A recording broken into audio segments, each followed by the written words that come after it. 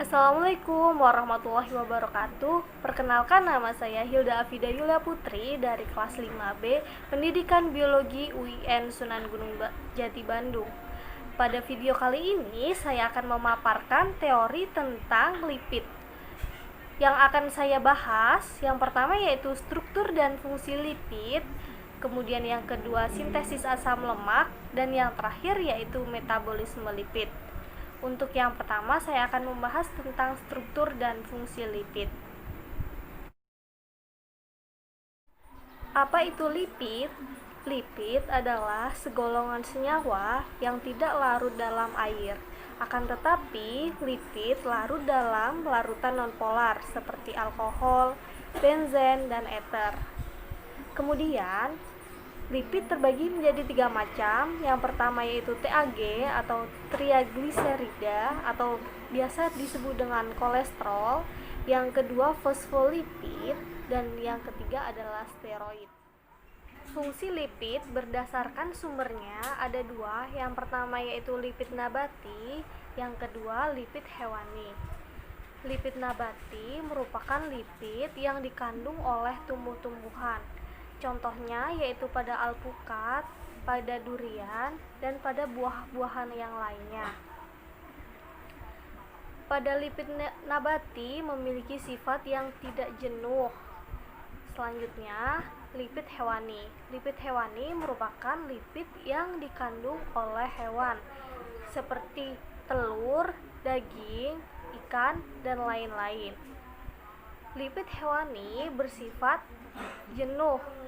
Dalam lipid hewani biasanya terkandung kolesterol. Perbedaan minyak dan lemak. Perbedaan minyak dan lemak antara lain yaitu asalnya. Jika lemak berasal dari hewan, sedangkan minyak berasal dari tumbuh-tumbuhan. Kemudian asam lemak. Jika lemak memiliki sifat jenuh, sedangkan minyak memiliki sifat yang tidak jenuh. Selanjutnya yaitu berdasarkan esensial. Lemak yaitu non-esensial, sedangkan minyak yaitu esensial. Selanjutnya yaitu wujud kamar. Jika lemak berbentuk padat, sedangkan minyak berbentuk cair. Selanjutnya yaitu titik didih. Titik didih lemak lebih tinggi daripada titik didih dari minyak. Contoh dari lemak yaitu mentega, keju, dan susu. Sedangkan contoh dari minyak yaitu minyak kelapa, minyak zaitun, dan minyak sawit. Kemudian, tempat terjadinya pencernaan lipid terdiri dari 3 tempat. Yang pertama yaitu pada mulut, yang kedua pada lambung, dan yang ketiga pada usus halus. Yang pertama pada mulut dan lambung, belum terjadi proses pencernaan lemak yang secara signifikan pada mulut dan lambung.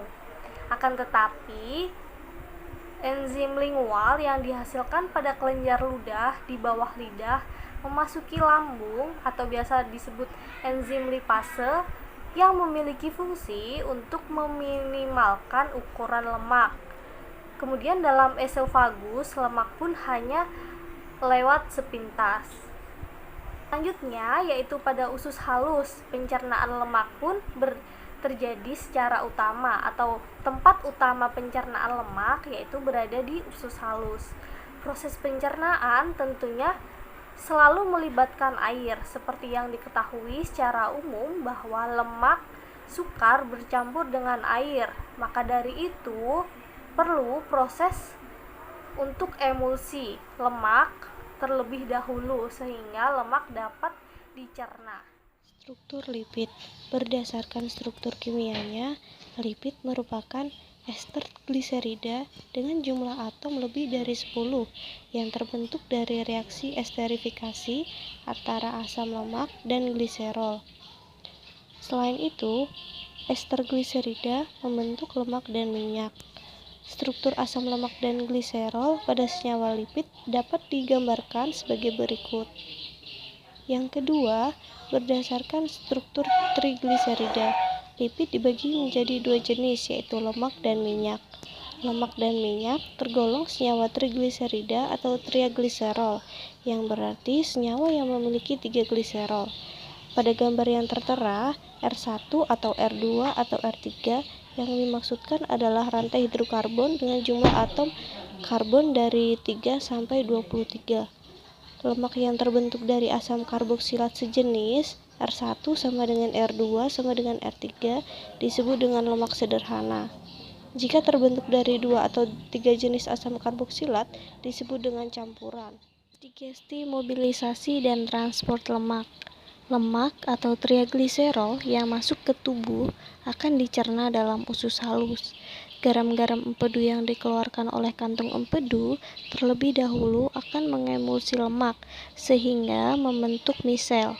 Kemudian, misel akan dipecah oleh enzim lipase pankreas menjadi gliserol dan asam lemak. Gliserol dan asam lemak akan masuk ke sel mukosa usus halus.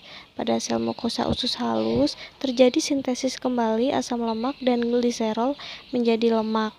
Kemudian, lemak ini akan bergabung dengan apoprotein, fosfolipid, dan kolesterol membentuk kilomikron yang memiliki sifat larut dalam darah. Kilomikron merupakan suatu lipoprotein yang akan masuk ke dalam pembuluh darah dan ikut dalam aliran darah. Kilomikron yang ikut dalam aliran darah mengalami dua peristiwa. Yang pertama yaitu adiposit, yang kedua miosit.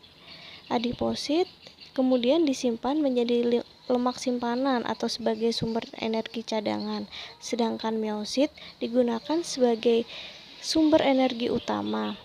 Kemudian, lemak yang akan masuk ke sel adiposit akan dipecah oleh enzim lipoprotein lipase dan masuk ke sel lemak sebagai asam lemak dan gliserol.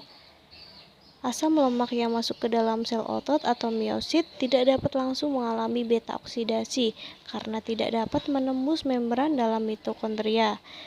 Beta oksidasi terjadi pada matriks mitokondria. Asam lemak yang masuk ke sel miosit akan bereaksi dengan koenzim A untuk membentuk asam asil koenzim A. Pada ruang intermembran, mitokondria asetil koenzim A bereaksi dengan karnitin membentuk asil karnitin. Asil karnitin inilah yang dapat melewati membran dalam mitokondria. Asil koenzim A inilah yang masuk ke jalur beta oksidasi. Untuk materi yang kedua adalah tentang sintesis asam lemak. Sintesis asam lemak tidak sepenuhnya merupakan kebalikan dari degradasi asam lemak. Enzim yang berbeda bekerja dalam reaksi yang berlawanan antara degradasi dengan biosintesis. Perbedaan jalur sintesis dan degradasi asam lemak. Lokasi sintesis asam lemak terjadi di sitosol, sedangkan lokasi degradasi asam lemak terjadi di matriks mitokondria. Kemudian, bentuk senyawa antara sintesis asam lemak terikat secara kovalen pada karir gugus asli yang dinamakan ACP atau acyclic carrier protein, sedangkan degradasi asam lemak terikat secara kovalen pada koenzim A atau CoA. Kemudian, enzim-enzim yang terlibat sintesis asam lemak berasosiasi dalam sebuah rantai polipeptida yang dinamakan fatty acid synthase. Sedangkan degradasi asam lemak tidak berasosiasi. Kemudian, kebutuhan oksidator. Sintesis asam lemak memerlukan senyawa reduktor yaitu NADPH, sedangkan degradasi asam lemak memerlukan senyawa oksidator yaitu NAD+ dan FAD. Tahapan sintesis lemak ada 3. Yang pertama yaitu reaksi awal, yang kedua pemanjangan rantai putaran 1, dan yang terakhir yaitu pemanjangan rantai 2. Tahapan sintesis lemak yang pertama yaitu reaksi awal. Karboksilasi gugus asetil menjadi malonil koenzim A. Reaksi awal dikatalis oleh asetil koenzim A karboksilase. Yang kedua adalah pemanjangan rantai putaran 1, pembentukan asetil ACP dan malonil ACP. Reaksi dikatalis oleh asetil transilase dan malonil transilase. Kemudian terjadi reaksi kondensasi. Pemanjangan rantai 2. Reaksi pemanjangan rantai putaran 2, kondensasi butyl ACP dengan malonyl ACP membentuk karbon 6 beta ketoasil ACP. Reaksi ini sama dengan reaksi pemanjangan rantai putaran 1. Selanjutnya, pemanjangan rantai diteruskan sampai terbentuk karbon 16 asil ACP.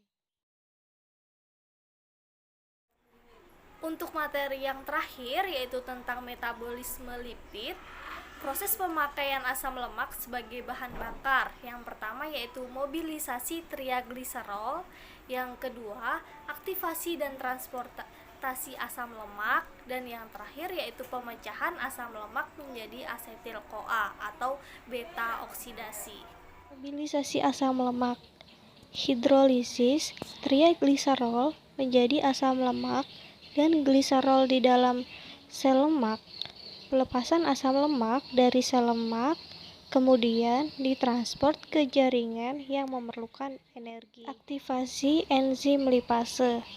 Enzim lipase yang berada dalam jaringan adiposa atau jaringan lemak akan diaktifasi oleh hormon-hormon.